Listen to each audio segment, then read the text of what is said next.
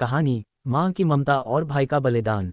छोटे से गांव धनपुरी में एक सादगी भरा परिवार रहता था। माँ गौरी, बेटा राजू 14 साल और बेटी मीना 10 साल। उनके पिता का देहांत बहुत पहले हो गया था, जब मीना सिर्फ 2 साल की थी। तभी से गौरी ने दोनों बच्चों को माँ और बाप दोनों बनकर पाला था। गौरी दिन भर खेतों में मजदूरी करती और रात को बच्चों के साथ बैठकर उनके स्कूल का होमवर्क करवाती। उनके पास ज्यादा कुछ नहीं था, लेकिन प्यार भरपूर था। राजू और मीना माँ की एक एक बात मानते और पढ़ाई में भी आगे थे। हर सुबह तीनों एक साथ खाना खाते और गौरी उन्हें स्कूल छोड़ने खुद चलती। रास्ते में हमेशा कहती, बेटा पढ़ लिख कर बड़े आदमी बनना, ताकि तुम्हारी जिंदगी मेरी जैसी ना हो। राजू को विज्ञान बहुत पसंद था और वह एक दिन इंजीनियर बनना चाहता था। मीना को कहानियां लिखने का शौक था। वह कहती, एक दिन मैं माँ के नाम की किताब छपवाऊंगी।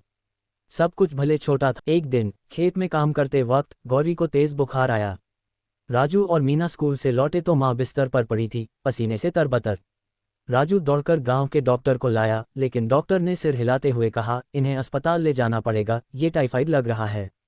पैसे नहीं थे, लेकिन राजू ने माँ की पायल बेच दी और माँ को शहर के सरकारी अस्पताल ले गया। 3 दिन तक वह माँ के सिरहाने बैठा रहा, मीना को पड़ोस की चाची के घर छोड़कर। माँ बार बार बस एक ही बात कहती, राजू, मीना का ध्यान रखना बेटा, तू ही उसका सब कुछ है अब। तीसरे दिन सुबह, जब सूरज निकला भी नहीं था, माँ ने हमेशा के लिए आंखें मूंद ली। राजू माँ के शव को लेकर गांव लौटा। सबने मिलकर अंतिम संस्कार करवाया, लेकिन उसके बाद सब अपने काम में लग गए। किसी ने नहीं पूछा कि अब 2 बच्चे क्या खाएंगे, कहाँ सोएंगे। मीना माँ की तस्वीर को सीने से लगाए हर रात रोती थी। राजू खुद टूट चुका था, लेकिन बहन के आंसू देखकर अपनी भावनाओं को निगल जाता। वो जानता था कि अब वही माँ और बाप दोनों है। राजू ने स्कूल जाना बंद कर दिया। वह सुबह सुबह गांव के होटल में बर्तन धोने चला जाता, दोपहर को मीना के लिए रोटियां बनाता, फिर किसी खेत में मजदूरी करता। मीना को वह रोज स्कूल भेजता और कहता, तू डॉक्टर बन, माँ का सपना पूरा कर, मैं तेरे लिए हर तकलीफ सह लूंगा। कई दिन तो ऐसा होता कि उसे खुद खाना नहीं मिलता, लेकिन मीना की थाली कभी खाली नहीं होती। बारिश हो या धूप, राजू काम पर जाता ही जाता। गांव के कुछ लोगों ने उसे दुत्कारा, कुछ ने ताने मारे, लड़का काम करने लायक हो गया, अब स्कूल नहीं जाएगा। पर राजू के लिए अब स्कूल एक सपना था, जिसे वो मीना के जरिए पूरा करना चाहता था। एक दिन शहर से एक समाजसेवी महिला गांव में आई, जो बेसहारा बच्चों की मदद करती थी।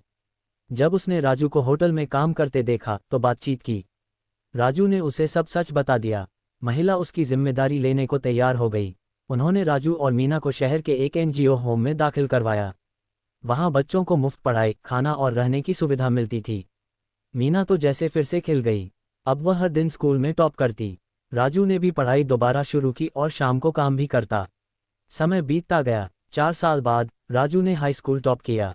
उसे स्कॉलरशिप मिली और वह शहर के इंजीनियरिंग कॉलेज में दाखिल हुआ। मीना भी अब एक होशियार छात्रा बन चुकी थी। उसकी कहानियां स्कूल की पत्रिकाओं में छपने लगीं। एक दिन कॉलेज के मंच पर जब राजू को best student of the year का अवार्ड मिला, तो उसने भीड़ के सामने बस यही कहा, मेरी माँ तो नहीं रही, लेकिन उसकी ममता आज भी मेरी बहन की मुस्कान में जिंदा है। 10 साल बाद राजू अब एक सफल इंजीनियर बन चुका था।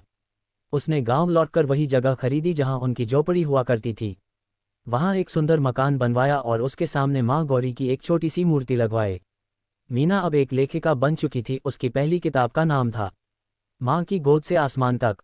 राजू ने उसी गांव में एक स्कूल भी खोला, जहां गरीब बच्चों को मुफ्त शिक्षा दी जाती थी। और दीवार पर लिखा होता था, माँ का सपना हर बच्चा पढ़े, चाहे उसका कोई हो या ना। सीख। इस कहानी से हम ये सीखते हैं कि माँ का प्यार कभी नहीं मरता, वह बच्चों की आत्मा में बस जाता है। संघर्ष चाहे जितना भी बड़ा हो, अगर इरादा सच्चा हो तो रास्ता जरूर मिलता है।